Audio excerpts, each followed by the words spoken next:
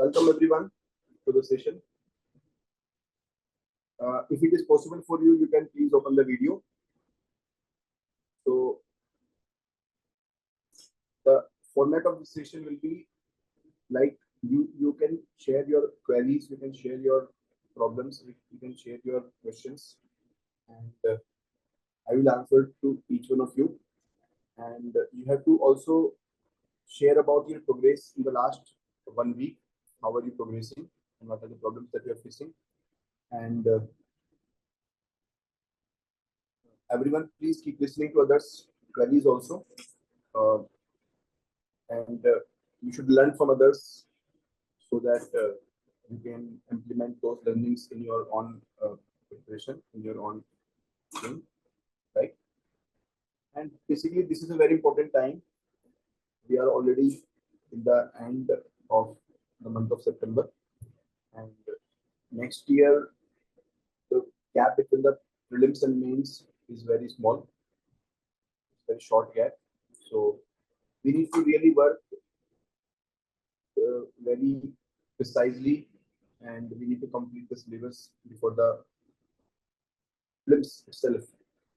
And if I talk about prelims, then you need to prepare for the prelims from the month of January more sincerely. So you have only 3 months where you can put more time. After that, you will have less time. And if you have to really score very good rank, then the importance of optional can't be underemphasized. The optional is very important because if you score 270, 280 minimum, then only you can score good rank. Otherwise, there is high subjectivity in GS, there is high subjectivity in interview. Optional is the only paper where the subjectivity is very, very less.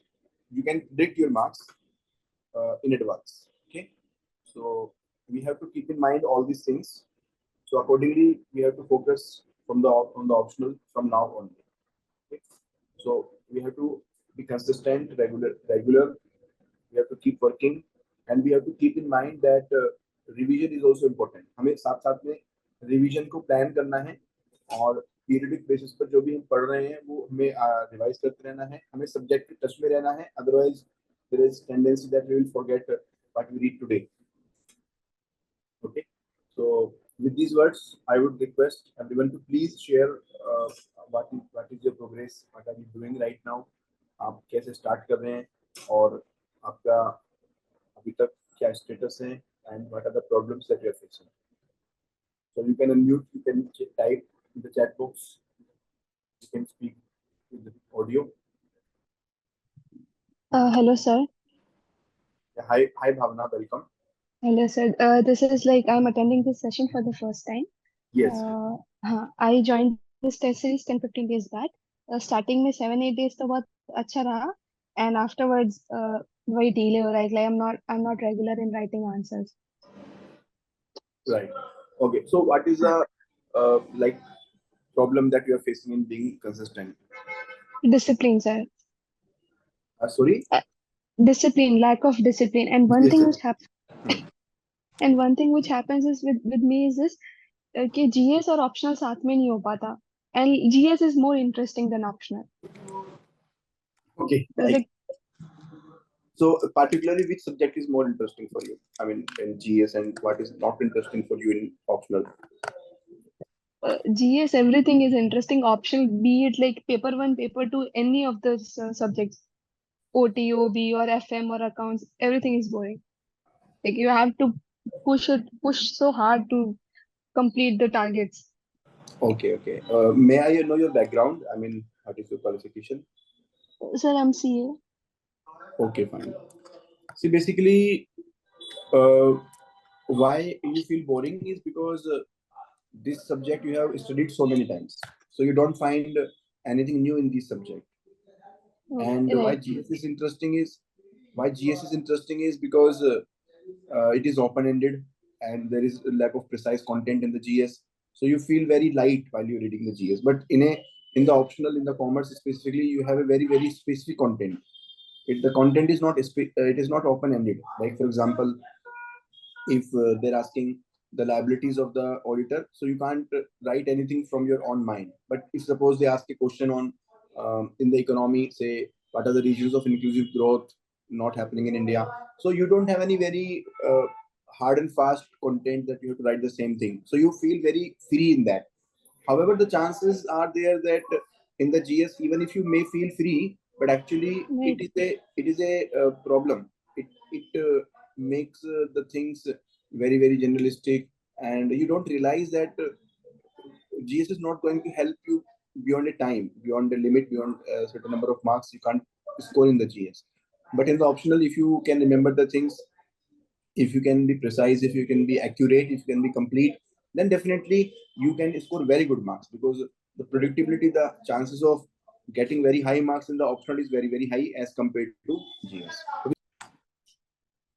अगर आपको boredom हो रहा है तो आप क्या कर सकते हैं ना, आप अपनी स्पीड बढ़ाइए सब्जेक्ट के अंदर। और सेकेंडली आप क्या कर सकते हैं, don't read passively, read actively, revise करेंगे। जैसे कि कोई भी सब्जेक्ट का नाम बताइए आप जो आप रिसेंटली पढ़ रहे हैं। FM. फाइनेंशियल मैनेजमेंट टॉपिक का Yes, नाम sir. बताइए। Cost of capital. Cost of capital. Cost of capital में आपका पढ़ने का तरीका क्या होता है? सर मैं नोट्स देखती हूँ, फिर अगर कहीं डाउट लगता है, कोई सम जैसे टफ लग गया तो वो खुद सॉल्व कर लेती हूँ। बाकी इट्स लाइक पैसिव ओनली, ऊपर ऊपर से देख लिया, नॉट जस्ट ऊपर ऊपर से, बट एक्टिवली कुछ नहीं, लाइक हाथ से सॉल्व किया या ऐसा कुछ नहीं। बेसिकली जैसे कॉस्ट ऑफ कैपिटल में बात करूं तो उसमें थ्योरी भी आती है, like why, for example why the cost of debt is low, why right. whether retained earnings have a cost or not, whether depreciation has a cost or not, right? अब यहाँ पर राइट।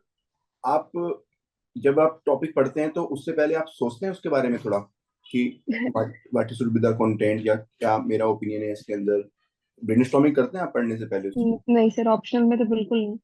हाँ तो it's ये हाँ हाँ, sir, brain तो active ही नहीं होता है। इट्स जीएस में you see the topic and you feel like thinking on it. ये सिर्फ एक सिंपल सा उसका रीजन है, नया और पुराना। आप ऑलरेडी ऑप्शन को जानते हैं तो आपके मन में राइट। प्रीकंसीव्ड नोशन है कि ये तो मुझे आता ही है, लेकिन ये ओके। एक ट्रैप है। ये एक ट्रैप है कि मुझे तो आता ही है। क्योंकि अगर मैं आपसे आज, अगर मैं अभी आपसे पूछूं, आप कॉस्ट ऑफ कैपिटल पढ़ रहे हो, मैं आपसे पूछूं कि tell me the 3 reasons why the cost of debt is low, तो बताइए मुझे। ओके सर, एक तो उस रिटर्न मैच्योरिटी पे रिटर्न अमाउंट पूरी रिटर्न हो जाती है। Hmm second thing, interest is fixed, hmm इतना इंटरेस्ट मिलना ही मिलना है। Hmm and third is tax benefit होता है। सो तो आपने आई बिल्कुल am able to recall because just अभी पढ़ के रखा है चैप्टर साइड में। ओके ठीक है, ओके। सो आपने बिल्कुल सही बताया, लेकिन आपका एक्सपीरियंस कैसा है इसको जब आप पढ़ते हैं तो? Are you feeling boring about it? Sir पढ़ते वक्त तो इतना बोरिंग नहीं लगता, मतलब एक टाइम स्टार्ट करने में और वो स्पीड बनाने में उस टाइम बहुत टफ लगता है, मतलब टफ है जिनके इंटरेस्ट नहीं बन रहा होता है।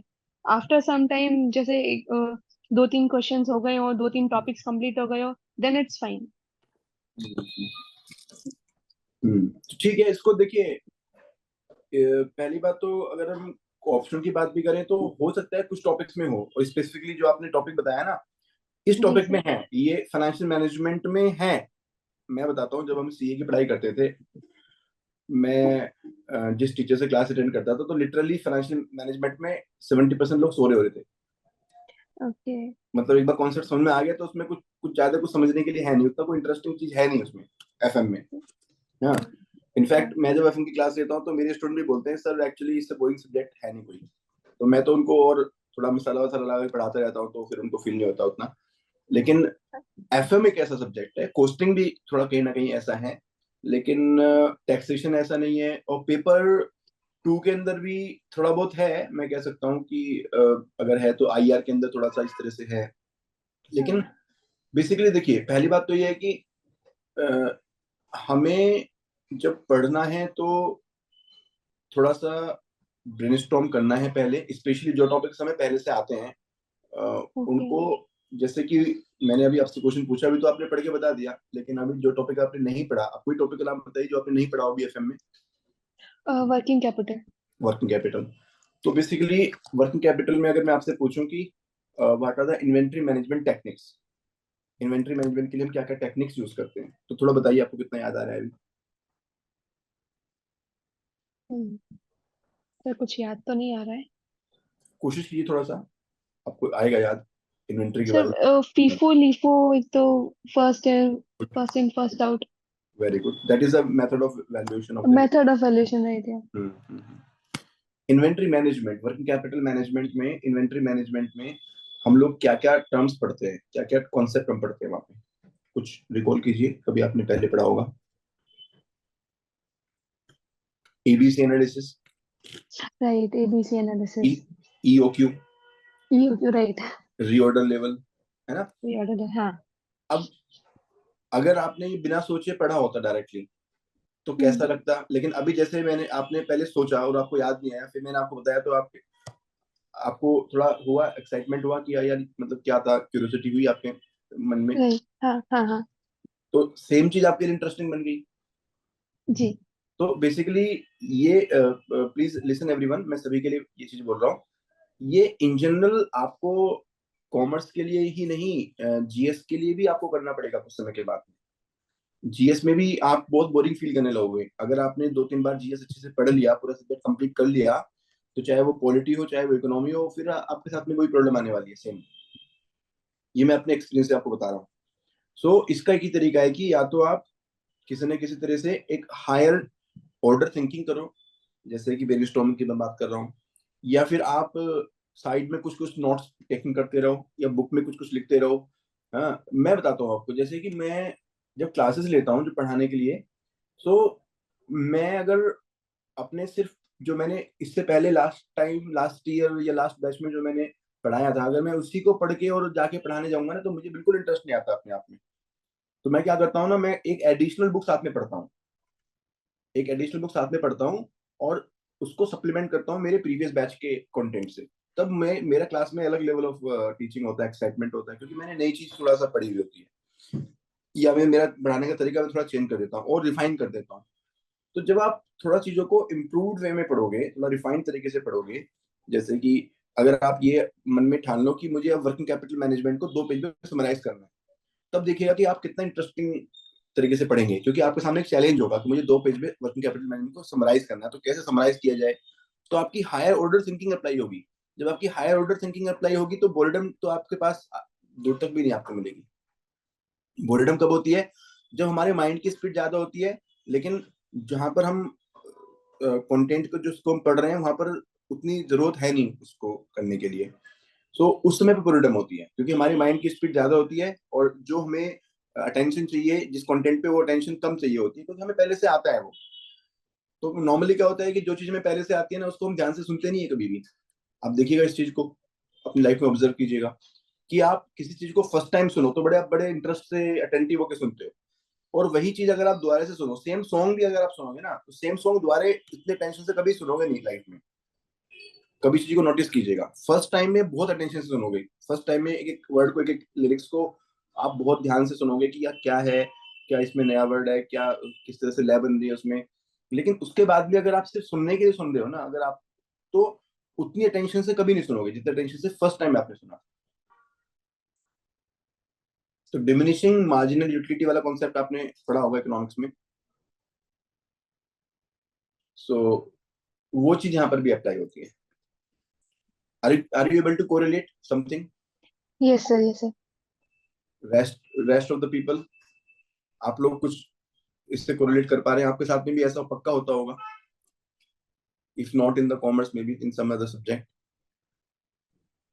हाँ।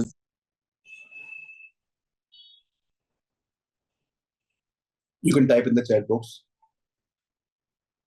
तो मैं हमेशा अपनी क्लासेस में बोलता हूँ कि देखिए, पहली बात तो यूपीएससी की प्रिपरेशन कभी भी बहुत ज्यादा एक्साइटमेंट वाली नहीं होती है। आप अगर ये सोच रहे हैं कि UPSC is going to be very very exciting, तो डोंट एक्सपेक्ट दिस। इनफैक्ट आज एक ऐसे आया था, हैप्पीनेस वाला, आपने देखा होगा टॉपिक, ऐसे का जो टॉपिक था। सो हम लोग जो प्रिपरेशन कर रहे हैं वो ये सोच के कर रहे हैं कि one day we will become IAS and we will become servant and civil servant and then we will become happy, है ना। So happiness is not in the destination, happiness is in the path, happiness is on the way. So अगर हम किसी चीज का wait कर रहे हैं कि एक बार हम बन जाएं तब हम सेटिस्फेक्शन ड्रॉ करेंगे, जो कि हम ऑटोमेटिकली करते हैं। ये सभी के लिए एप्लीकेबल है, मेरे लिए भी एप्लीकेबल है। हम लोग रिजल्ट के बारे में सोचने लगते हैं, हम लोग इम्पेशेंट हो जाते हैं कि यार ये चीजें क्यों करनी पड़ रही हैं हमें, जल्दी से खत्म हो, इसका पीछा छूटे। बहुत सारी चीजें दिमाग में चल रही होती हैं क्योंकि हम ना कहीं रिजल्ट से अटैच होते हैं, प्रोसेस से अटैच नहीं होते हैं हम लोग। और लाइफ में अगर आपको कुछ भी वर्थवाइल करना है तो प्रोसेस ओरिएंटेड होना पड़ेगा आपको। रिजल्ट ओरिएंटेड आप बाद में हो सकते हो, रिजल्ट ओरिएंटेशन आपकी खुद ही आ जाएगी अगर आप प्रोसेस ओरिएंटेड होगे। तो बेसिकली आपके लिए सजेशन, मैं फिर से बस समराइज कर देता हूँ कि अपने आप को एक तो कुछ हायर ऑर्डर थिंकिंग अप्लाई कीजिए, या तो ब्रेनस्टॉर्मिंग पहले कर लीजिए, या फिर शॉर्ट नोट्स बनाने की कोशिश कीजिए। और ये जो शॉर्ट नोट बनाने हैं इनका पर्पस ये नहीं है कि आपको वो शॉर्ट नोट्स को रिवाइज करना है बाद में उस पर्पस के लिए बना रहे हो, but do it for the sake of doing it. Okay, या फिर आप ऐसा कर सकते हैं, एक वीडियो बना लीजिए उसके बारे में, जैसे वर्किंग कैपिटल मैनेजमेंट है या जैसे कॉस्ट ऑफ कैपिटल है, तो उसको वीडियो बनाइए, उसकी वीडियो के थ्रू उसको लोगों को समझाइए, अपने आप को समझाइए फ्यूचर के लिए।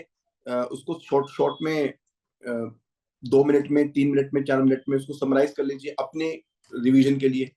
तो उससे आप इंटरेस्टिंग बना सकते हैं कंटेंट को। ठीक है। Okay, thank you, sir. Thank you और so much. हाँ, और एक सिंपल और तरीका और भी कर सकते हो कि अपने टारगेट को और थोड़ा सा टाइट कीजिए। टाइट का मतलब है कि अगर कोई चीज आप 4 घंटे में पढ़ते हो तो उसको 3 घंटे का टारगेट कीजिए। तो आपको Okay. चैलेंजिंग फेस होगा, और जब आप चैलेंज फेस करोगे तो आपका खुद ही आपका ये इंटरेस्ट क्रिएट हो जाएगा आपका, क्योंकि आपको ये है कि यार 3 घंटे में कंप्लीट करना है, तो उसको हाई कंसंट्रेशन से पढ़ना पड़ेगा। आपने Okay. देखा होगा जब एग्जाम पास में आता है तो कंसंट्रेशन ज्यादा होती है, जब एग्जाम दूर होता है तब कंसंट्रेशन ज्यादा होती है। जब पास में होता है तो। हाँ, तो पास में जब होता है एग्जाम तो कंसंट्रेशन ज्यादा क्यों होती है? क्योंकि आपको, आपके पास टाइम कम होता है और आपको उसको परफॉर्म परफॉर्म करना होता है। सो जब टाइम कम होता है तो you always feel more urgency to complete the things. तो फिर आपकी जो हायर ऑर्डर थिंकिंग होती है, आपकी जो कंसंट्रेशन होती है वो ज्यादा यूज होती है। Okay, Okay. Okay. Thank you, sir. Most welcome. Anything else? No, sir. Okay, so मतलब फाइनेंशियल मैनेजमेंट तो बहुत ही बेसिकली इंपॉर्टेंट सब्जेक्ट है, और बस करते रहिए। और ये मत सोचिए कि चीजें याद हो रही है कि नहीं हो रही हैं, बेनिफिशियल है या नहीं है। अगर आप चीजों को कर रहे हो, जैसे अभी आपने कॉस्ट ऑफ डेट, ये why the cost of debt is low, ये आपने मुझे बताया, तो डेफिनेटली आपके माइंड में चीजें जा रही हैं और आप लर्न कर रहे हो, और स्लोली स्लोली आप प्रोग्रेस कर रहे हो। आपको ये फील हो या ना हो, आप प्रोग्रेस कर रहे हो। और एक रीजन और भी होता है हम बोर्डम क्यों फेस करते हैं, क्योंकि इस प्रोसेस में कोई भी हमारे लिए रिकॉग्निशन नाम की चीज नहीं है। कोई अप्रिशिएट नहीं करता हमें, कोई रिजल्ट हमारे सामने नहीं है, कोई हमें सैलरी नहीं मिलती, कोई रिवार्ड नहीं मिलता हमें, कोई प्रोग्रेस, कोई चार्ट, कोई मार्कशीट, कुछ नहीं मिलता हमें जब तक कि एग्जाम ना हो जाए। सो हमारे पास कोई ऐसा फैक्टर नहीं होता जिससे हम अपने आप को पुश कर सके ऑन ए डेली बेसिस। तो डेफिनेटली एक चैलेंज होता है यूपीएससी प्रिपरेशन में। अब वो चैलेंज इसी तरीके से आपके सामने आएगा, कभी किसी सब्जेक्ट में आपका मन नहीं लग रहा होगा, फिर हम देखते हैं कि सब्जेक्ट की प्रॉब्लम है क्या। एक्चुअली सब्जेक्ट की प्रॉब्लम नहीं है ये। अगर आप अपने आप को हमेशा एक्सेलेंस की तरफ लेके जाएंगे तो आप हमेशा ही चैलेंज फील करेंगे और हमेशा ही आपका जो काम है वो इंटरेस्टिंग रहेगा। तो एक्सेलेंस की तरफ लेके जाइए, ये देखिए कि मैं और बेटर कैसे कर सकती हूँ, मैं और कम टाइम में कैसे कर सकती हूँ, presentation wise, concept wise, language wise, और मतलब एक्सीलेंस की तरफ बढ़िए। तो आपके ड्यूअल पर्पस फुलफिल होंगे, एक तो रिजल्ट आपका बेटर होगा और सेकंड आपको और चीजों में मजा आएगा। Okay, what about others? Sir मेरा एक डाउट था, मतलब बाकी तो अब बात तो आपसे आपसे आज हो गई थी राहुल भैया की साइड से। हाँ सर हाँ, मेरा एक डाउट था कि सर जैसे पेपर 1 और पेपर 2 दोनों में कितना रोल है जो कोर थियोरेटिकल कॉन्सेप्ट्स या फिर वो सारी चीजें जो हमारी टिपिकल बुक की नॉलेज, और कितना रोल है कि करंट में कोई कॉर्पोरेट एग्जाम्पल या कोई इंडिविजुअल कंपनी का एग्जाम्पल वो उसके साथ सब्सटैंशिएट करना। 90% रोल है हमारा स्टैटिक पार्ट का। 90 से ओके सर। 95 ही कह सकता हूँ मैं, कोई ज्यादा नहीं होगा। और ओके सर। 5 से 10% रोल है जहां पर हम एग्जाम्पल से सब्सटेंशिएट कर सकते हैं। मतलब एग्जाम्पल तो हम पेपर 2 में सब जगह यूज कर सकते हैं, लेकिन उसको सिर्फ सब्सटेंशिएट करने के लिए, उसको हमें सिर्फ एक रियल वर्ल्ड से कनेक्ट करने के लिए यूज करना है। राइट सर, जैसे मेरे लास्ट टाइम मेरे पेपर 2 में 120 मार्क्स आए थे, तो अब मेरे को 120 से अगर मैं 150 160 का टारगेट करूं, तो मेरे को किस तरह से आगे, मतलब कितना, मतलब वो उसी पीओवी से मैं पूछ रहा था कि कितना मतलब फोकस मेरे को थियरी पे रखना है और कितना फोकस मेरे को एग्जांपल्स भी कलेक्ट करूं साथ में उस पे रखना है सर। देखिए, एग्जाम्पल आपको कलेक्ट करने की जरूरत नहीं है। एग्जाम्पल ओके आपको ओटीओबी के लिए दिए हैं, आप जी सर। जी mentorship सर। में, उसी जी को सर। आपको यूज करना है। जैसे मैं अभी ओके बताया था भावना जी को कि आप ये सोचिए कि जो कंटेंट मेरे पास है मैं उसको कैसे बेस्ट यूटिलाइज कर सकता हूँ। तो जो राइट सर। एग्जांपल्स हैं, सपोज आप ओबी पढ़ रहे हो या ओटी पढ़ रहे हो, तो उससे संबंधित एग्जांपल्स जो आपके पास ऑलरेडी हैं उसको कैसे यूज कर सकते हैं, कोटेशंस हैं उसको कैसे यूज कर सकते हैं, डायग्राम को कैसे यूज कर सकते हैं, और उसको हम कैसे रिमेम्बर कर सकते हैं। तो जैसे कि सपोज आप डायग्राम्स का एक अलग से कंपाइलेशन बना सकते हो, कोटेशंस का आप अपना कंपाइलेशन बना सकते हो, एग्जांपल्स का अपना कंपाइलेशन बना सकते हो। कंटेंट को रिसर्च मत करो, उसी कंटेंट को अपने ही तरीके से उसको अरेंज करो ताकि आपके लिए वो फ्यूचर में इजी रहे रिकॉल करना। Okay sir. और उसको यूज करो, मतलब चीजें इकट्ठे करने का भी कोई फायदा नहीं है, उसको यूज करो, माइंड में डालो कि अगर पर्सनालिटी का क्वेश्चन आएगा, पर्सनालिटी क्वेश्चन में मैं ये 3 एग्जांपल यूज करूंगा। तो जब आप आंसर लिख रहे होगे तब भी वो आपके माइंड में आना चाहिए कि ये 3 एग्जांपल मुझे कैसे यूज करने हैं, मैं कहाँ पे यूज कर सकता हूँ। तो अगेन मतलब आपको थिंकिंग प्रोसेस अप्लाई करना पड़ेगा, रेगुलरली आपको अप्लाई करना पड़ेगा। जब आप राइट वो सर। करते रहेंगे तो आपके आंसर खुद ही बेटर होते चले जाएंगे। Right sir. और राइट उसके सर। अलावा फिर बाकी जब आप लिखोगे आंसर को तो वहां से फिर आपको जो फीडबैक मिलेगी वहां से आपको फिर क्वेश्चन वाइज आंसर वाइज आपको पता चलेगा कि यहाँ पर इस आंसर में ये कर सकते हैं, ये कर सकते हैं। देखिए नॉर्मली क्या होता है कि सपोज आपके 120 मार्क्स आए और किसी दूसरे के 135 मार्क्स आए, तो ऐसा नहीं है कि आपके आंसर में कोई बहुत मेजर चीज लैक कर रही है। कहीं ना कहीं उसके रीजन ये हो सकते हैं कि आपके हर एक आंसर में कुछ कुछ चीजें कहीं पे मतलब इंट्रोडक्शन में इंप्रूवमेंट की जरूरत है, कहीं पे कंक्लूजन में इंप्रूवमेंट की जरूरत है, कहीं पे कोटेशंस ऐड कर सकते थे, कहीं पे डायग्राम ऐड कर सकते थे, कहीं पे बेटर आर्गुमेंट दे सकते थे, कहीं पर कंक्रीट पॉइंट आप लिख सकते थे। तो ये फिर हर एक आंसर में जाकर आपको देखना पड़ेगा कि यहाँ पर क्या कर सकते हैं, यहाँ पर क्या कर सकते हैं, यहाँ पर क्या कर सकते हैं। तो ओके उसमें सर। क्या है कि फिर आप माइक्रो लेवल पर आप रिवीजन जब करोगे तो उस टाइम पे आपको बहुत कॉन्शियस होना पड़ेगा। मान लिया फॉर एग्जांपल मैं रिवाइज कर रहा हूँ मैट्रिक्स ऑर्गेनाइजेशन ओटी के अंदर, तो मैट्रिक्स ऑर्गेनाइजेशन के 5 से 6 फीचर मुझे टिप्स पे होने चाहिए। मैं बना के नहीं लिखना मुझे बिल्कुल भी, वो वही होना चाहिए जो मेरी बुक में लिखा हुआ है, एज इट इज मुझे कॉपी करना ओके सर। है। और जैसे मैंने अभी बताया भावना को कि why retained earnings are whether they have the cost or not, तो यहाँ पर स्पेसिफिक लैंग्वेज आपको जो इस आंसर की है वो आपको आपके टिप्स पे होनी चाहिए। तो ये कहीं ना कहीं मेमोराइजेशन वाला खेल है, understanding plus memorisation, conceptual clarity plus memorisation. आप इस चीज को मानो मत मानो, ऑप्शनल में मेमोराइजेशन का बहुत बड़ा रोल है। Right sir. क्योंकि मैं बताता हूँ एज एन एग्जामिनर जब मैं कॉपी चेक करता हूँ, मेरे लिए ये इंपॉर्टेंट होता है कि क्या आपने बुक की लैंग्वेज यूज की है कि नहीं की है। और ऐसा नहीं है कि मुझे ऑल्टरनेटिव लैंग्वेज नहीं आती है, ऐसा नहीं है कि मैं बुक की लैंग्वेज के अलावा दूसरी लैंग्वेज समझता नहीं हूँ, लेकिन जब बुक की लैंग्वेज में देखता हूँ तो मुझे लगता है कि आपने ऑथेंटिक कंटेंट लिखा है, आपको कॉन्सेप्चुअल क्लैरिटी है। लेकिन अगर आप अपनी लैंग्वेज बना के लिखते हो ना तो वो जीएस में काम कर सकता है, यहाँ पे काम नहीं कर सकता। यहाँ ओके पे सर। टेक्निकल वर्ड ही काम आएंगे, जो जार्गन है वही काम यहाँ पे आने वाले हैं। Right sir. ठीक है, तो बेसिकली समराइज करने के लिए जो कंटेंट है उसको आप रिमेंबर कीजिए, उसको मल्टीपल तरीके से रिमेंबर कीजिए। जैसे कि एग्जांपल्स है तो 5 एग्जांपल डेली आपको याद करने हैं। जी एग्जांपल सर। का कंपाइलेशन का प्रिंट निकाल लीजिए, आप अपने ऑफिस जा रहे हो साथ में लिख के जाइए और सोचिए कि 5 एग्जांपल जो मैंने याद किए हैं ये मैं कहाँ कहाँ पे अप्लाई कर सकता हूँ। उसको सोचते रहिए, सिलेबस साथ में रखिए। तो कहीं ना कहीं आपको वो इंटरनलाइज करना पड़ेगा, इस लेवल पे इंटरनलाइज हो जाना चाहिए कि प्रीलिम्स के बाद में जब मैं आपसे क्वेश्चन पूछूं कि for example path goal theory के बारे में 5 पॉइंट बताइए, तो आप उसको बता पाए कम से कम। मतलब नेचुरल होना चाहिए आपके लिए कि आपकी टिप्स पे है चीजों को, चीजें आपके टिप्स पे हैं।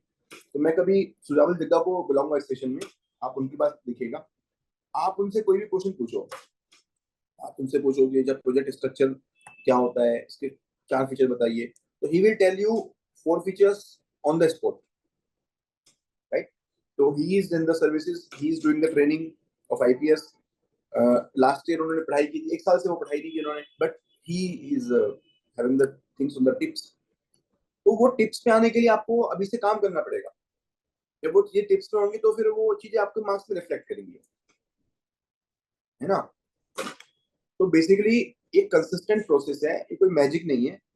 मैजिक होगा in the form of result, है ना?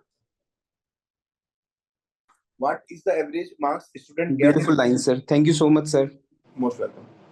What is the average marks student get in paper 2? देखिए पेपर 2 में जो 23 की बात करें तो एवरेज 130 के आसपास तो बहुत लोगों के आएंगे, और 135 140 तक भी गए हैं एक दो लोगों के।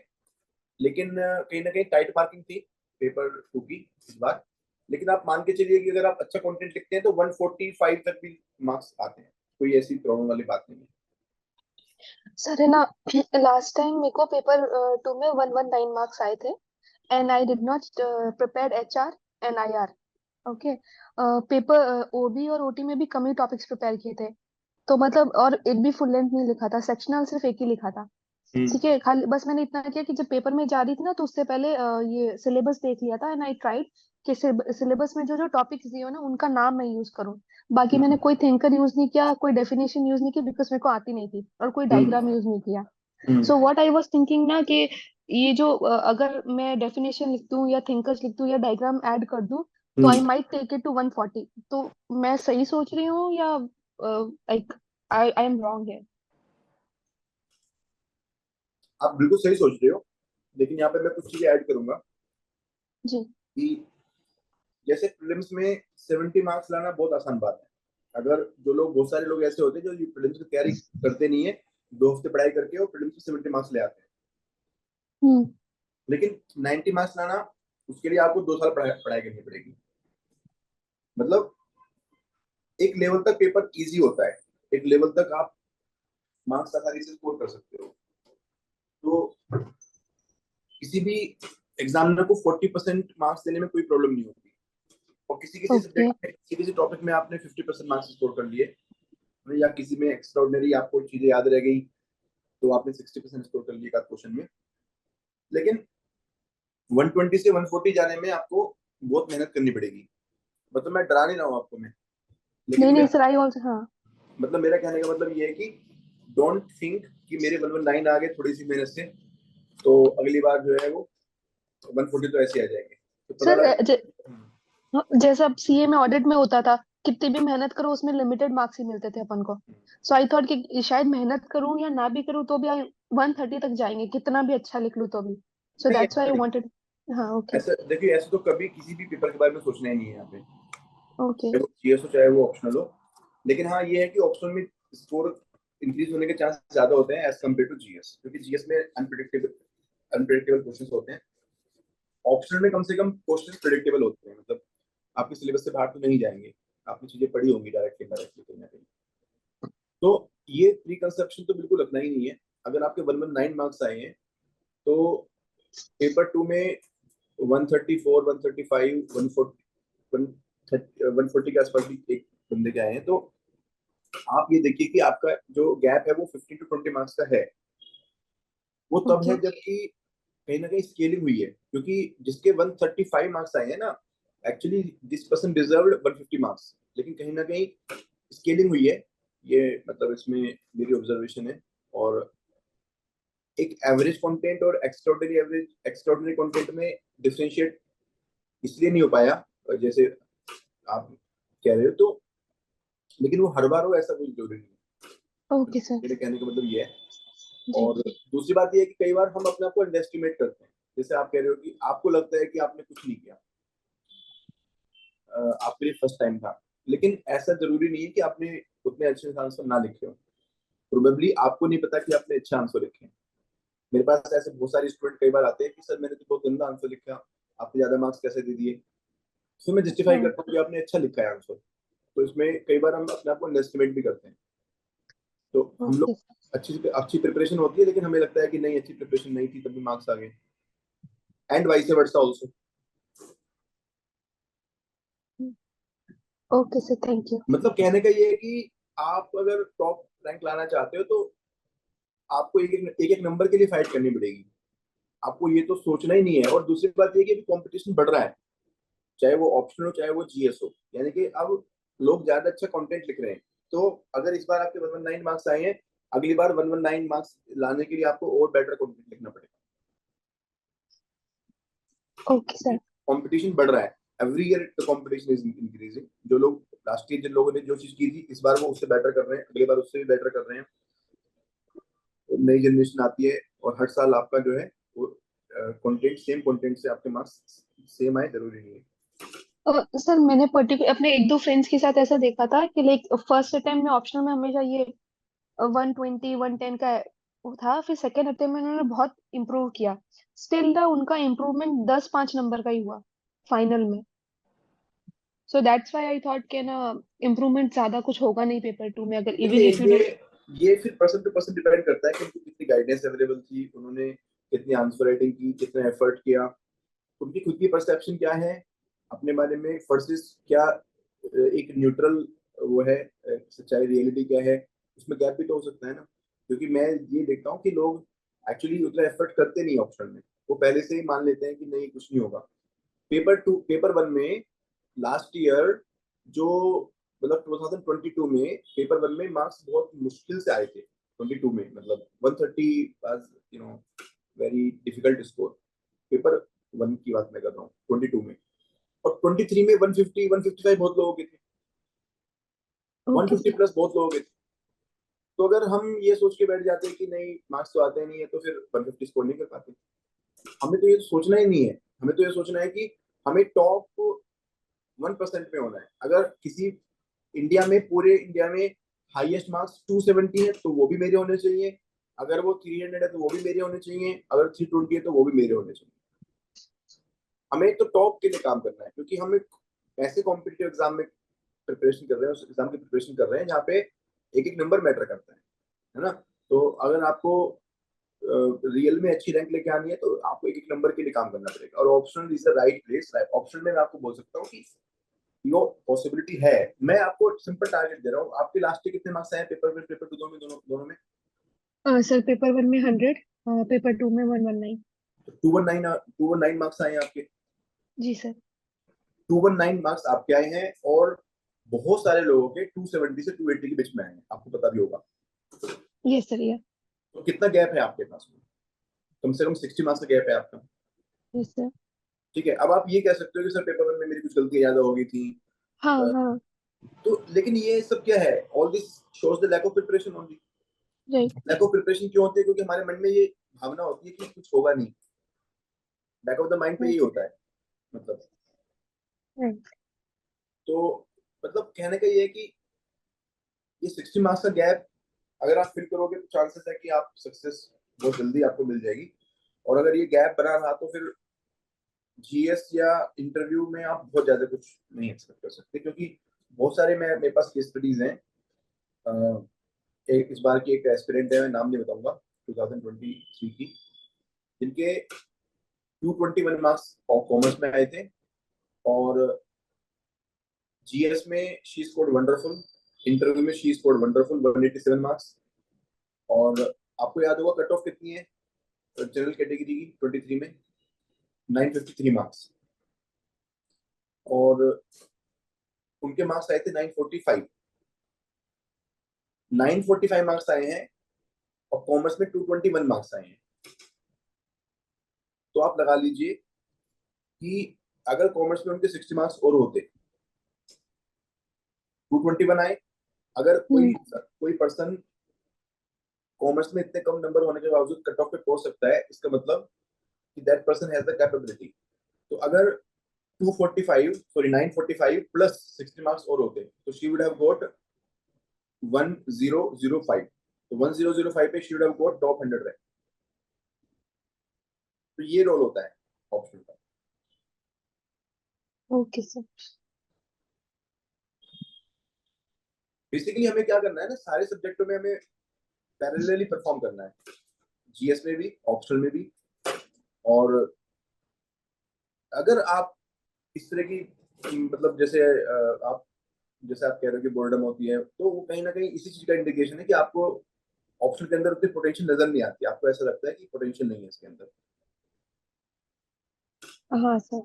हाँ, मतलब at the back of the mind यही है। और ये सब चीजें जो है ना, ये डाली गई है, ये सबकॉन्शियसली लोगों से बात बात करके, अपने फ्रेंड से बात करके, उसके मार्क्स नहीं आए तो मेरे मार्क्स भी नहीं आएंगे, ये हमारे मन में धीरे धीरे चीजें आ जाती हैं सबकॉन्शियसली।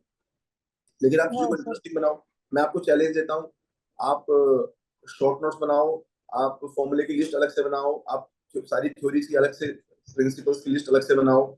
मैं आपसे कभी भी क्वेश्चन पूछूं, आप हर एक मेंटरिंग सेशन में आओ, मैं आपसे क्वेश्चन पूछूं कि अच्छा tell me the 5 criticism of um approach, आप तुरंत खट से मुझे बताओ। आपको इतना इंटरेस्ट क्रिएट होगा, आप करो उस काम को,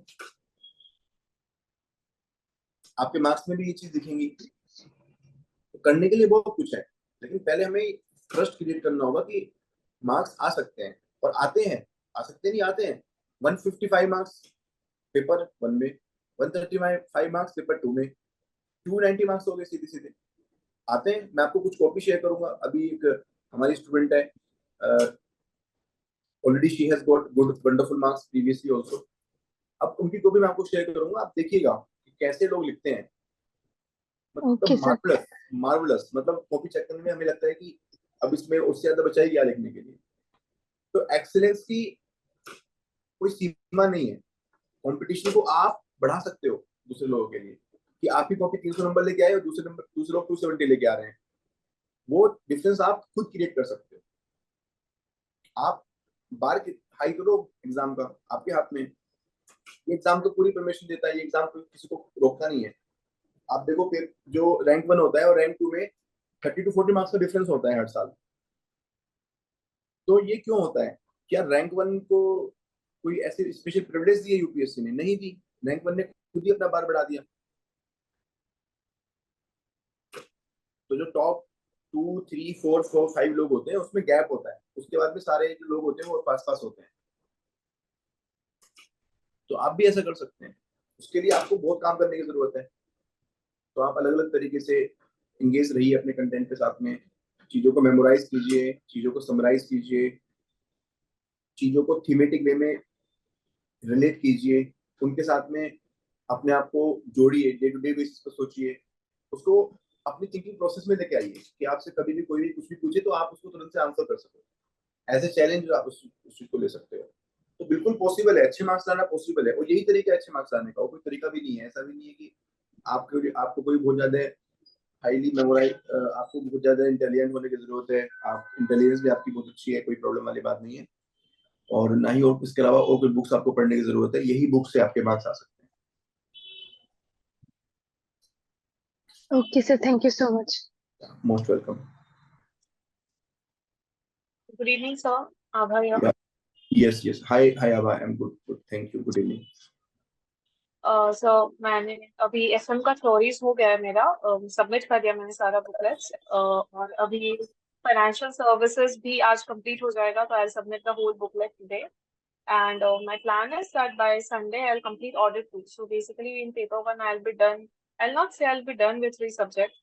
So अभी तक वो confidence नहीं आ रहा है. And sir, एक और personal चीज I want to share. Like what's happening? ये last 1 week में I fell sick, and so I could not attend the last class also, sir.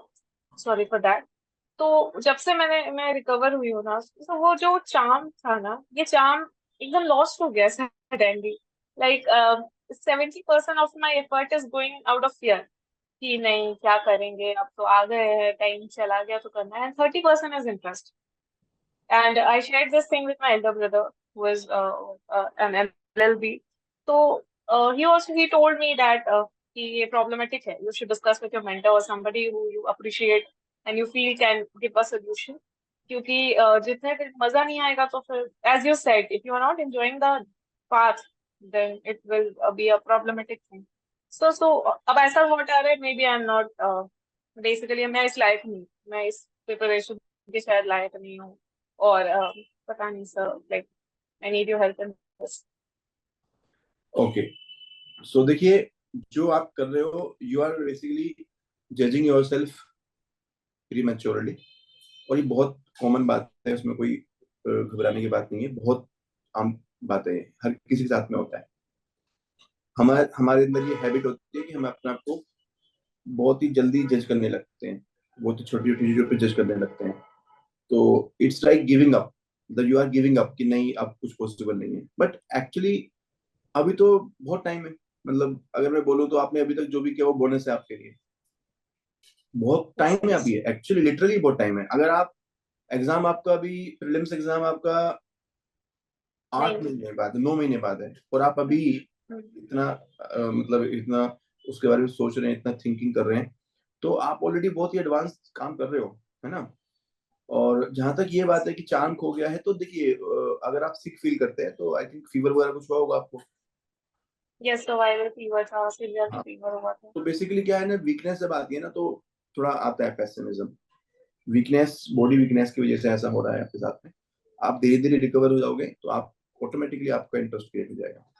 Sir वैसे मैं एक्चुअली आपका वो बात बहुत हिट किया, so sorry sir for sorry. Interrupting, कि आपने जब कहा ना, आपका वो जो बात था sir few minutes back when you were saying that what happens is कि यहाँ कोई रिजल्ट्स नहीं दिखता है, मींस हम्म। करते जाओ कुछ रिजल्ट्स नहीं है। And right. सर ऐसा हुआ है कि पहले मेरा जब कॉपी चेक होता था मुझे 10 मिल रहा था, 11 मिल रहा था, एंड रिसेंटली आई गॉट 15 में 14, I got 13, I got 16 out of 20, but still I did not feel happy. मतलब ऐसा लगा ठीक है 10 भी मिलता तो कोई दिक्कत नहीं है। तो I was very worried with this thought कि ये हम्म। क्या हो रहा है। मतलब एक्साइट नहीं किया सर मार्क्स मुझको, जबकि ये मेरा ही इम्प्रूवमेंट रहा होगा, लाइक 10 to 16 का जंप, पर still it did not excited me, rather ठीक है लिख लेंगे आंसर सबमिट कर देंगे। थोड़ा फॉर्मेलिटी चल रहा है सर, अब कैसे क्या करें इस देखिए, चीज को लेके। मैं बेसिकली क्या है ना कि ये सब होता है ना डोपामाइन रिलीज, आपने सुना होगा ये वर्ड। सो जब हम सेंस ऑफ अकम्प्लिशमेंट फील करते हैं तो डोपामाइन रिलीज होता है, तो ये सब केमिकल प्रोसेस है। इसमें कुछ भी ऐसा नहीं है कि आपके साथ में एबनॉर्मल हो रहा है या ऐसा होना चाहिए नहीं होना चाहिए। ये सब इमोशनल रिएक्शंस होते हैं और वो over a period of time change होते रहते हैं। अब एक समय पे मुझे पढ़ाने में बहुत मजा आता था किसी चीज को, आज हो सकता है वो उतना मजा नहीं आता मुझे। मतलब मैं आज ही मैं I was sitting with my one of my friend, he is a supreme court lawyer. तो मैं ऐसे ही कह रहा था कि यार अभी 7 दिन में से एक दिन मैं ना कोर्ट में आके बैठा करूंगा, थोड़ा लाइफ को दूसरी तरीके से देखूंगा मैं, कि लॉयर की नजरों से, ऐसे मजाक कर रहा था मैं। कि उसने बोला कि ऐसा क्यों, मैंने कहा ठीक है पढ़ा रहे हैं सब कुछ कर रहे हैं, लेकिन अब उतना एक्साइटमेंट नहीं होता जितना 2 साल पहले होता था। तो ये होता है, मतलब सबके साथ में होता है जब आप काम को करते जाते हो, एक होता रहता है रेगुलरली, और आपके लिए वो चीजें बहुत ही नॉर्मल बन जाती है, रूटीन बन जाती है। तो आप चीजों में जरूरी नहीं कि एक्साइटमेंट ड्रॉ करो, है ना। लाइफ उतनी एक्साइटिंग हमेशा नहीं है, हम लोग हमेशा एक्साइटमेंट ढूंढते रहते हैं, हैप्पीनेस ढूंढते रहते हैं। तो अगर आप चीजों को बहुत ही नेचुरल तरीके से लेके चलो कि I am doing it for the sake of doing it, not for the happiness, not for the satisfaction, not for the fulfilment. तो duty for the sake of duty, deontology. बिल्कुल बिल्कुल हाँ। यस, तो बेसिकली क्या है कि अगर आप चीजें टाइम पे स्टार्ट कर रहे हो, चीजें टाइम पे कंप्लीट कर रहे हो, वहां से जो आपको सेटिस्फेक्शन ड्राइव हो रही है वही आपका वो है बेसिकली अचीवमेंट। अब उसके लिए आप ये मत सोचो कि मुझे एक्साइटमेंट होने चाहिए मेरे अंदर। अब जो छोटे बच्चे होते हैं ना वो बड़े एक्साइटेड होते हैं। मेरा जो बेटा है अभी 4 साल का होने वाला है, आप या आपके घर में भी कोई किड्स होंगे, आपके रिलेटिव्स में पड़ोस में होंगे, तो वो they are very excited all the time, बिना किसी रीजन के। मतलब वो, मैं घर पे जाता हूँ तो he is jumping and saying कि पापा आ गए, पापा आ गए, पापा आ गए, खेलेंगे, ये करेंगे, वो करेंगे। तो अब वो बिना किसी रीजन के हैप्पी हैप्पी हो रहे हैं, एक्साइटेड हो रहे हैं, इतनी क्या बड़ी बात हो गई। और उधर बाकी जो मेंबर्स होते हैं, फैमिली मेंबर्स होते हैं, मेरी मम्मी है, वाइफ है, तो वो कोई एक्साइटमेंट उनके चेहरे पे नहीं होती, कुछ नहीं होता। तो कुछ मतलब एज के साथ में चीजें बदलती हैं। और अगर मैं बहुत दिन बाद घर पे जाऊंगा तो फिर मम्मी भी चेहरे पे खुशी आएगी उनके पे, अगर डेली जाता हूँ तो कोई ऐसी बात नहीं है ना।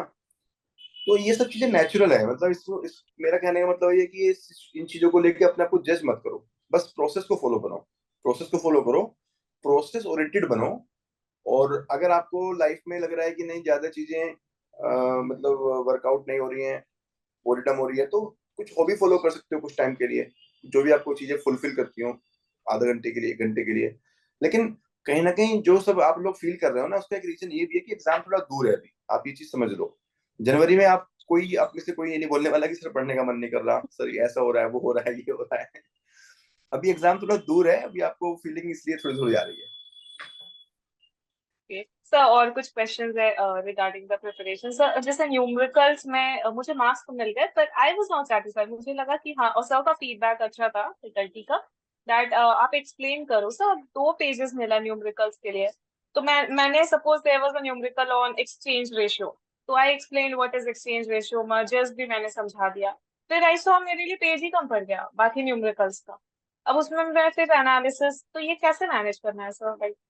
देखिए, अगर आपको एनालिसिस लिखना है ना, तो बहुत ज्यादा लंबी कुछ लिखने की जरूरत नहीं है, कुछ भी हल्की सी कमेंट लिख दो, चाहे वो एक ही लाइन की हो, चाहे वो 6 वर्ड्स की हो। ओके।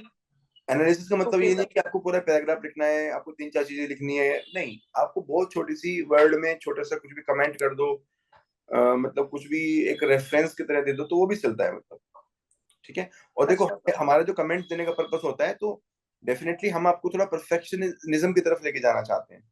कभी कभी आपको लग सकता अच्छा है कि सर यहाँ पे तो मेरे लिए पॉसिबल ही नहीं था, तो हम बिल्कुल अंडरस्टैंड करता हूँ, मैं बिल्कुल इस चीज को अप्रिशिएट करता हूँ कि हमेशा हमारी कमेंट आपके लिए वैलिड नहीं हो सकती। मतलब हर केस में आप ये मत सोचिए कि अगर मैंने ऐसा नहीं किया तो I am going to lose the marks और समथिंग।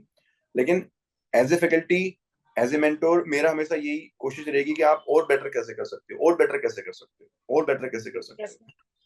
तो हो सकता है कि प्रैक्टिकेबल कभी कभी ना हो आपके लिए, तो that is okay, no problem, but always push yourself for the better, and you will start looking at the things from a different perspective. आपको सेम चीजों में इंप्रूवमेंट का स्कोप खुद ही नजर आने लगेगा अगली बार के लिए। सर। तो जैसे न्यूमेरिकल्स आया, तो is it always necessary to explain the concept 1-2 line में? देखिए, डिपेंड करता है। मान लिया कोई 20 मार्क का क्वेश्चन आया प्रोसेस कोस्टिंग का, अब वो क्वेश्चन अपने आप में लेंथी क्वेश्चन है, वो क्वेश्चन कंप्लीट हो जाए तो बड़ी बात है, तो ऐसे केस में तो कोई आप एक्सप्लेनेशन नहीं दे सकते। लेकिन मान लिया कोई क्वेश्चन आया 15 मार्क्स का, बहुत छोटा सा क्वेश्चन है कॉस्ट ऑफ कैपिटल का, जो आप हार्डली 5-6 मिनट में कर लोगे, और आपको 10 मिनट मिले हुए हैं, तो आप वहां पर लिखो थ्योरी आप कॉस्ट ऑफ कैपिटल के बारे में, या वो भी सब्जेक्टिव है, समझना होगा देखिए। यस यस यस, ऐसा क्वेश्चन टू एक और क्वेश्चन। चीज था। हाँ सर, अभी जैसे फाइनेंशियल सर्विसेज हो जाएगा, तो फाइनेंशियल सर्विसेज में बुकलेट में सिर्फ 10 क्वेश्चन थे। तो और काफी इंटरेस्टिंग है वो पार्ट। तो और क्वेश्चंस करने के लिए वो थ्योरी को ही मैं प्रैक्टिस करूँ क्या? सॉरी, पीवाईक्यूज को ही प्रैक्टिस करूँ क्या? हाँ, प्रीवियस ईयर क्वेश्चन प्रैक्टिस करो, स्पेशली लास्ट 5 साल के तो क्वेश्चन। क्या वेटेज रहता है सर फाइनेंशियल सर्विस और ऑडिट का? बहुत अच्छा वेटेज होता है पेपर 1 के अंदर। जो सेक्शन बी होता है, 200 मार्क्स में से तकरीबन 140 मार्क्स का आपका एफएम आता है, और 60 मार्क्स का, यस 70 मार्क्स का आपका एफआई आता है। तो एफआई जो होता है वो सबसे कम मेहनत और सबसे ज्यादा रिवार्डिंग होता है। Sir. Yes sir. And audit sir? Weightage काफी है, वेटेज काफी है। ऑडिटिंग का जो रेशियो होता है वो 20 to 30 मार्क्स का हो सकता है, एक्सट्रीम केस में 40 मार्क्स का भी हो सकता है। वो भी काफी रिवार्डिंग है क्योंकि छोटा सा सिलेबस है। मीन्स कॉस्ट बेनिफिट अच्छा है उसका। Yes yes yes. And cost sir benefit और जो है, कॉस्ट बेनिफिट के मामले में आपका सारे सब्जेक्ट ही अच्छे हैं, एफएम, एफएमआई, ऑडिटिंग। सिर्फ टैक्सेशन थोड़ा कम है, टैक्सेशन थोड़ा ज्यादा है, लेंदी, और उतना ज्यादा वेटेज है नहीं, और इसलिए टैक्सेशन में थ्योरी भी कर सकते हो, ओनली थ्योरी पे भी फोकस कर सकते हो, न्यूमेरिकल कर लो लेकिन थ्योरी पे ज्यादा फोकस करो, और वो भी सिलेक्टिव टॉपिक पे, है ना। ओके सर, और एक चीज पूछना था। जैसे पेपर 2 अब बहुत हिम्मत करके शुरू करने वाली हूँ मैं, क्योंकि एकदम हिम्मत नहीं हो रहा है, पर अब लगता है अब करना पड़ेगा। इट्स हाई टाइम, 3 पेपर्स यहाँ हो चुका है। तो अब पेपर 2 जब शुरू करें, आई स्टार्टेड विद ओबी, तो क्या पहले पीवाईक्यूज गो थ्रू करें हर सारे चैप्टर्स का, या एक एक करके I should refer the PYQ, then read theory, then make notes and then write the booklet, ऐसे करने को? हाँ जी, बिल्कुल। तो पहले आप प्रीवियस क्वेश्चन गो थ्रू करेंगे, specially focusing on the last 5 year. 5 साल की लास्ट क्वेश्चन 5 ओके। ज्यादा, हाँ, 5 साल को ज्यादा फोकस करेंगे, लाइक 2018 ऑनवर्ड्स को, 2018, 19, 20, 21, 22, 23, 5 साल को थोड़ा ज्यादा फोकस करेंगे कि उन्होंने कैसे क्वेश्चन पूछे हैं। और उसके बाद भी फिर आप अपने टॉपिक्स को स्टडी करेंगे, जो भी कंटेंट आप फॉलो कर रहे हैं जिस भी तरह से, और उसके बाद आप आंसर लिखेंगे। अच्छा ओके, इस तरीके से सर। और लास्ट क्वेश्चन, ये नोट्स सर, जैसे अभी मुझको फाइनेंशियल सर्विसेज में बहुत इंटरेस्ट आ गया, और ऑडिट में एंड एफएम में भी अब थ्योरीज में इंटरेस्ट आ गया। तो अब मैं सोच रही हूँ दैट कि एक बार पढ़ा था, फिर दोबारा पढ़ा, फिर लिखा, तो अब नोट्स बनाना है। तो सर थोड़ा सा कुछ एडवाइस दीजिए ना, दैट कैसे नोट्स पीवाईक्यू बेसिस पे बनाए, या फिर प्रॉपर जो थ्योरी आपके बुकलेट में उसको फॉलो करके बनाए, हाँ, कैसे बनाना पीवाईक्यू चाहिए सर नोट्स? पीवाईक्यू बेसिस पे बना सकते हो, जो टॉपिक्स रिपीटेटिव है ना, जो हमने आपको क्यू एनालिसिस दिया हुआ है ना हर सब्जेक्ट का Yes, आपको डैशबोर्ड में, आप वहां पे जो टॉपिक्स रिपीट हो रहे हैं उनको ज्यादा फोकस कीजिए नोट्स मेकिंग में, और उसको आप टॉपिक वाइज भी बना सकते हैं। और उसको ऐसा नहीं है कि आपको एंड टू एंड सारे टॉपिक्स के बनाने हैं, आप सिलेक्टिव टॉपिक्स के बना सकते हैं। और जो लेस इंपॉर्टेंट टॉपिक है उसको डायरेक्टली नोट्स डायरेक्टली बुक से, जो भी आपके पास रेफरेंस कंटेंट है वहां से रीड कर सकते हैं। जो ज्यादा इंपॉर्टेंट टॉपिक्स हैं उनको आप नोट्स के फॉर्मेट पे बनाइए, उसको ज्यादा फोकस कीजिए, ठीक है। इसके अलावा नोट्स के लिए सिर्फ हम हैंड रिटन नोट्स के अलावा हम ऑडियो नोट्स बना सकते हैं, वीडियो नोट्स बना सकते हैं। तो अपने आप को अलग अलग तरीके से डिवाइसेस डिजिटल मीडिया का यूज करके आप अपने कंटेंट को और बेटर तरह से ऑर्गेनाइज कर सकते हैं और इसको इंटरेस्टिंग बना सकते हैं। क्योंकि जब आप कोई टॉपिक आज अपने रिकॉर्ड करोगे, उसको 2 महीने बाद सुनोगे, तो वो ज्यादा बेनिफिशियल होगा, ज्यादा आपके लिए इंटरेस्टिंग होगा as compare to your hand written notes. But hand written notes okay, sir. का अपना एडवांटेज होता है, आपकी फोटो मेमोरी बनती है, आपको लिखने की हैबिट बनती है। तो दोनों का मिक्स रखिए, बहुत ज्यादा रिजिड मत बनिए, मतलब वो अपने हिसाब से देखिए कि आपको क्या चीज कहाँ सूट करती है। और ये सब चीजें बहुत ज्यादा मैटर नहीं करेंगी लॉन्ग टर्म में। जो मैटर करता है वो ये करता है कि आप कंटेंट से कितना एंगेज्ड हो और उस कंटेंट को आप कितने आंसर्स में रिप्रोड्यूस कर पाते हो। ओके सर, जैसे आप एक एग्जामिनर है, आप जब कॉपी चेक करते हैं तब क्या एक्सपेक्ट करते हैं, लाइक कि एक आंसर में कितना एग्जांपल्स होना चाहिए और सेटिस्फाई कर सकता है आपको? क्योंकि पेपर जीएस में सब बोलते थे कि 3-4 तो लिखना है, जैसे एथिक्स में भी सब बोलते हैं एटलीस्ट 2 एग्जांपल तो हम एक्सपेक्ट करते ही हैं। तो क्या हर as an examiner you are also expecting कि हर पेपर में, हर करता है, आंसर में? डिपेंड करता है। मान लिया पेपर 2 की बात करें तो आईआर में बहुत ज्यादा एग्जांपल नहीं होते, और मान लिया ओटी की बात करें तो ओटी के अंदर भी बहुत ज्यादा एग्जांपल हर जगह पे नहीं हो सकते। या ओके जैसे अगर हम बात करें ओबी की, तो ओबी में अगर आप लीडरशिप थ्योरी लिख रहे हो तो वहां पर एग्जांपल बहुत ज्यादा नहीं हो सकते। मोटिवेशन थ्योरी लिख रही हो तो बहुत ज्यादा एग्जांपल नहीं हो सकते वहां पे। तो जहां पर थ्योरी ही अपने आप में टेक्निकल है, सिर्फ थ्योरी से ही आप का कंटेंट फुल हो जाता है, तो वहां पर एग्जांपल आप हल्का फुल्का दे सकते हो।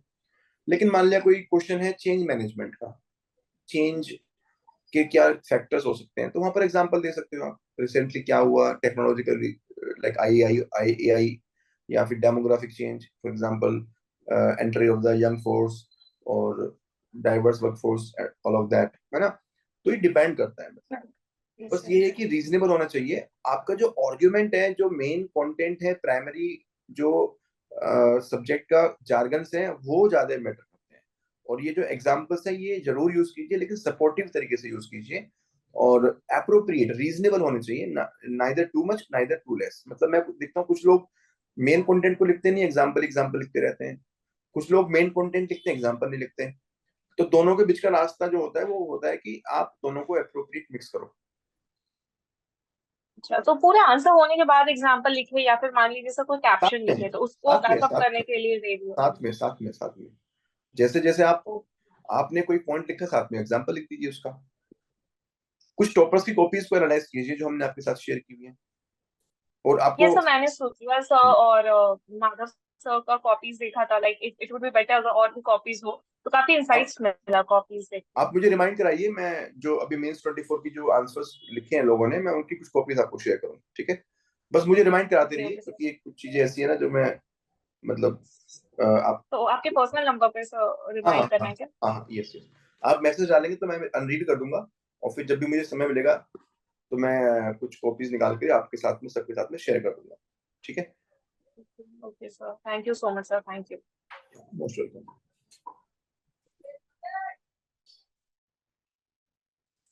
हेलो ओके, सर, या हेलो, आवाज आ रहे हैं? Yes yes Aniket, yes I can hear you. हाँ। सो सर, हाँ, फर्स्ट रीडिंग में हम लोग रीडिंग करते हैं और आंसर लिखते हैं, मतलब हमारा डेली आंसर राइटिंग का जो शेड्यूल है वो। अगर सेकेंड टाइम रिवीजन करना होगा तो हम कैसे कर सकते हैं? मतलब अगर रिवाइज करना होगा, प्रीवियस जो हम लोगों ने टॉपिक्स किए हैं वो अगर फिर से रिवाइज करने होंगे तो सेकेंड टाइम कैसे कर सकते हैं हम लोग? अगर आपके पास कोई नोट्स आपने बनाए हैं तो वेल एंड गुड, अगर नहीं बनाए हैं तो जो कंटेंट बुक आपने पढ़ी है वहां पे अंडरलाइन करा होगा, हाईलाइट किया होगा, वहां से रिवाइज कीजिए। Okay sir. मतलब बेटर कौन सा होगा कि नोट्स बनाने नोट्स बनाने के अच्छा? नोट्स नोट्स आप बना सकते हो, लेकिन आप ये समझिए कि आप नोट्स जब बनाते हैं तो उस समय आपको चीजें याद रहती हैं। आप सेम नोट्स को 6 महीने बाद अगर आप पढ़ोगे तो आपको कुछ चीज याद नहीं आने वाली, आपको वापस से बुक पढ़नी पड़ेगी। ओके, हाँ। तो आप नोट्स तभी यूज कर सकते हो जब आपने उसको रिसेंटली पढ़ा हो चीजों को। तो आप किसी भी हाँ, बुक को रेफरेंस कॉन्टेक्स्ट, जो मेन आपका ओरिजिनल कंटेंट है, उसको रिप्लेस नहीं कर सकते नोट्स से। लेकिन notes banana is always helpful for the last moment revision. तो जितना हो सकता है उतना बनाइए, उसके लिए अपना कोई स्ट्रेस आउट मत कीजिए। जैसे मैंने बताया कि जो कोर टॉपिक्स हैं, जो बहुत ज्यादा रिपीटेटिव टॉपिक्स हैं, उसको बनाते रहिए साइड साइड में, लेकिन डोंट थिंक कि मैं उसको रिप्लेस कर दूंगा अपने बुक को। और सर सेकेंड टाइम हम लोग अभी क्वेश्चन तो नहीं रहेंगे सॉल्व करने के, क्योंकि डेली आंसर हो गए, तो हम तो लोग पीवाईक्यू लिख सकते हैं क्या? सेक्शनल टेस्ट देखिए, सेक्शनल टेस्ट। Sectional, okay. हाँ, मतलब आपने जब डेली आंसर राइटिंग कर ली तो आपका डेली आंसर राइटिंग वाला मसल डेवलप हो गया। अब हाँ, आपको सेक्शन टेस्ट वाला मसल डेवलप करना है, तो वो जब आप लिखेंगे तो वहां पर आप नए ओके, चैलेंज फेस करेंगे। तो आपको फिर लिखना कम है, पहले आपको अच्छे से पूरा रिवाइज करना है, फिर एक साथ जाकर के सारे चैप्टर्स के आपको आंसर लिखने हैं, तो वो एक अलग अलग लेवल का चैलेंज होगा आपके लिए।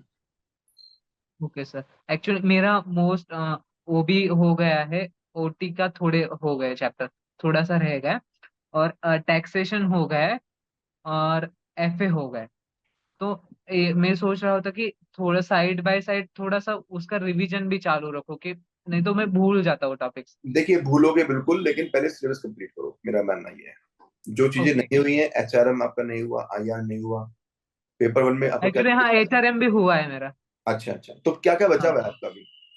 मेरा एफएम बचा है, और कॉस्टिंग बचा है, और आईआर बचा है, और वो ऑडिट, और that one last financial institutions. तो आपका कम से कम 2 से ढाई महीने का कंटेंट बचा हुआ है आपका, कम से कम 2 महीने का, क्योंकि एफएम हाँ, भी अपने काफी बड़ा है। हाँ, एफएम तो बाकी है पड़ा तो बराबर। Okay sir. पहले आप सिलेबस कंप्लीट कीजिए 100%। Okay sir. ठीक है, क्योंकि ये टॉपिक्स जो आपके आज छूट गए, ये अगर आप आज नहीं करोगे ना, तो प्रीलिम्स के बाद भी नहीं कर पाओगे। फिर आप ओटीओ भी वापस से स्टार्ट करोगे, फिर आप हाँ, आईआर लास्ट में ही पढ़ोगे, तो फिर चीजें आपकी वहीं की वहीं रहेंगी आपकी। तो जो चीजें आज छूट मतलब गई वो चीजें हमेशा के लिए मान के चलो कि एग्जाम तक छुटी गई, वो एग्जाम के जस्ट 1 महीने पहले आपके सामने वो आएंगी, और आपको डर लगेगा कि यार मैंने तो किया ही नहीं एक साल से इसको। मतलब पूरा सभी हो जाने के बाद रिवीजन चालू कर हाँ देना है हाँ पूरा। हाँ। और जहां ओके तक सर। भूलने वाली बात है ना, तो भूलोगे तो हो ही, हमेशा भूलोगे। रिटेंशन हाँ, तो हम वो वही रहता है एग्जाम कि होगा, मतलब भूल ही जा, मतलब कोई अगर बात और हम लोग कोई बात लिखने नहीं, जाओ ना तो चीजें याद आती है फिर, पर वो बिल्कुल। कॉन्फिडेंस पहले ही नहीं रहता कि वो याद है हम लोगों को। देखिए, ऐसा है, जब आप किसी सब्जेक्ट को पढ़ रहे होते हो तो कॉन्फिडेंस आ रहा होता है, जब उसको पढ़ना बंद करते हो तो कॉन्फिडेंस खत्म हो जाता है, उसमें कोई गलत चीज नहीं है। जब आप हाँ, सब्जेक्ट को वापस से पढ़ोगे तो वापस से कॉन्फिडेंस आ जाएगा। अब उसको आज पढ़ो या 2 महीने बाद पढ़ो या 6 महीने बाद पढ़ो, तब भी पढ़ोगे तब भी कॉन्फिडेंस आ जाएगा। लेकिन एक प्रोसेस आप फॉलो करो कि भाई आपको पहले पूरा सब्जेक्ट कंप्लीट करने हैं सारे, कम से कम आपके मन में एक साइकोलॉजिकल कॉन्फिडेंस रहेगा कि हाँ, मैंने पूरा सिलेबस गो थ्रू किया हुआ है। तो जो साइकोलॉजिकल एज आपको मिलेगी ना, वो आपको बहुत काम आएगी आपको बाद में। Okay sir.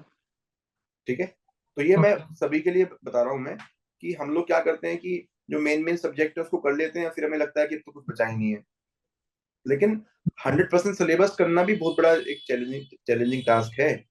100% सिलेबस में बहुत छोटी छोटी चीजें आती हैं जो हमें पता नहीं होती, और ये सब चीजें हमें कब पता चलती हैं, जब एग्जाम दे रहे होते हैं हम लोग। एग्जाम से 1 महीने पहले हमें दिखता है, यार ये भी नहीं हुआ, ये भी नहीं हुआ, ये तो पढ़ा ही नहीं, ये तो बात के लिए छोड़ दिया था। आईआर में ये नहीं, हमें आईएलओ का नहीं पता। अब मैं देखता हूँ लोग हमें मुझे मैसेज कर रहे होते हैं, सर आईएलओ के नोट्स ही नहीं है। सर मैंने तो कभी पढ़ा ही नहीं आज तक आईएलओ, क्योंकि आईआर सबको छोड़ देते हैं हर कोई, एचआरएम हर कोई छोड़ देता है, एफआई हर कोई छोड़ देता है। सर एफआई की नोट्स दे दीजिए, एफआई में सर इसका क्या आंसर होगा? पढ़ाई नहीं सर मैंने तो, 2 साल से पढ़ाई कर रहे हैं, 3 साल से पढ़ाई कर रहे हैं सर, आज तक पढ़ाई नहीं मैंने तो, आज तक ये तो लास्ट मिनट उठा के दिख रहा हूँ मैं एफआई में क्या क्या सिलेबस है मेरा। आप समझ रहे हैं? हाँ, ये एक पैटर्न है ऑप्शनल वालों का, जो आपके साथ में भी हो रहा है, मतलब ये हाँ, सबके नहीं साथ होता हाँ, हाँ, है। नहीं, ठीक है, मैं पहले यही कंप्लीट कर देता हूँ, फिर बाद में रिवीजन का देख लूंगा। Yes yes yes, okay sir. Very very good very good. Okay sir, thank और यू। मुझे बहुत अच्छा लगता है कि आप लोग ये सब क्वेश्चन शेयर कर रहे हो, क्योंकि इसी के थ्रू मुझे अपना एक्सपीरियंस शेयर करने का मौका मिलता है। और ये सब चीजें अभी जो भी लोग एग्जाम दे रहे हैं मीन्स 24 का, या तो ये सब चीजें जब मैं देखता हूँ कि यार इन लोगों ने क्यों नहीं की, तो मुझे आपकी क्वेश्चन सुन के समझ में आता है कि शायद थिंकिंग प्रोसेस ये रहा होता है कि बस हो गया, मेन टॉपिक हो गया तो बस हो गया सिलेबस। हाँ, okay, thank you. Yeah most welcome. Okay, so we have Tanu Vashishtha. Tanu, you want to say something? You want to ask something? Good evening sir. Hi, good sir evening. Actually मेरा अभी कल से ही मतलब मंडे से स्टार्ट होंगे answer writing session, तो इसलिए first time join किया, जस्ट ऐसे स्टार्ट नहीं हुआ इसलिए कुछ। Very good, very good. So, any question you have? Just कैसे स्टार्ट करना है थोड़ा उसके लिए बता दीजिए।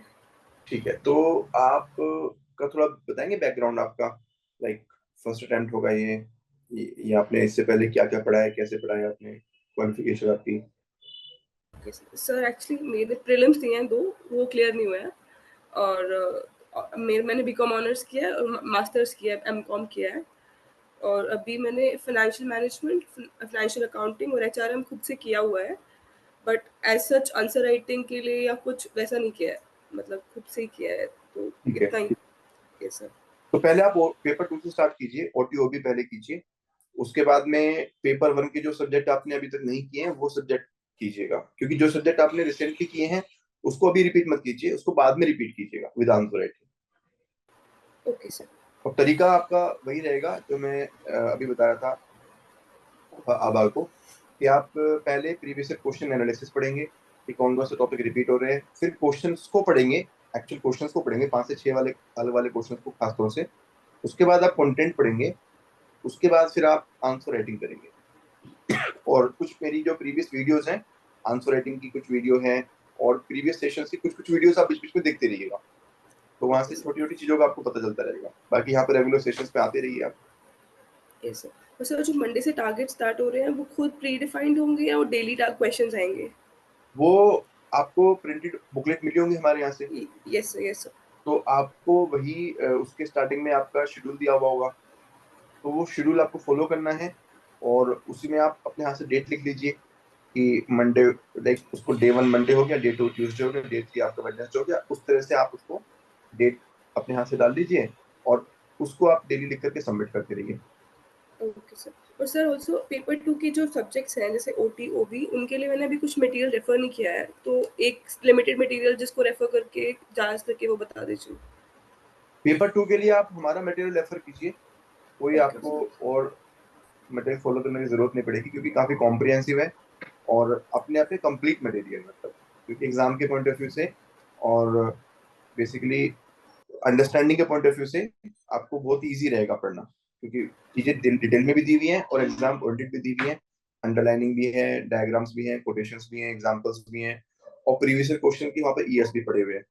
तो पेपर 2 में आप हमारे मटेरियल को कम्प्लीटली ट्राई कर सकते हैं, और पेपर 1 में भी आप कम से कम प्रीवियस क्वेश्चन सॉल्यूशन जरूर लीजिए, अगर आपके पास में अदर कंटेंट है भी, अदरवाइज वो भी आप देख सकते हैं। Okay sir. और सर जो प्रीवियस क्वेश्चंस में प्रैक्टिकल क्वेश्चंस के भी सॉल्व लेना चाहिए या पहले खुद सॉल्व करना चाहिए, आई मीन न्यूमेरिकल्स के लिए? लेना चाहिए आपको, क्योंकि खुद सोल्व करेंगे तो बहुत समय लग जाएगा, जब आप सोल्व करेंगे उसी समय कंपैरिजन कीजिए, सीखिए, आगे बढ़िए, क्योंकि उतना समय नहीं है हमारे पास में कि पहले हम यस खुद सर। ट्राई करें बाद में फिर हम देखें। हाथों हाथ ही आपको देख करके चीजें क्लोज करनी है, फिर आगे बढ़ना है आपको। ओके सर, मतलब दोनों के पेपर 1 पेपर 2 के सॉल्यूशंस खरीद दूं मैं एक बार प्री बाई क्यूज के? और पेपर 2 के आप मटेरियल को ज्यादा फोकस कीजिए, पेपर 2 के जो सॉल्यूशंस हैं वो भी आप ले लीजिए, लेकिन उसको ज्यादा सप्लीमेंट्री की तरह यूज कीजिए।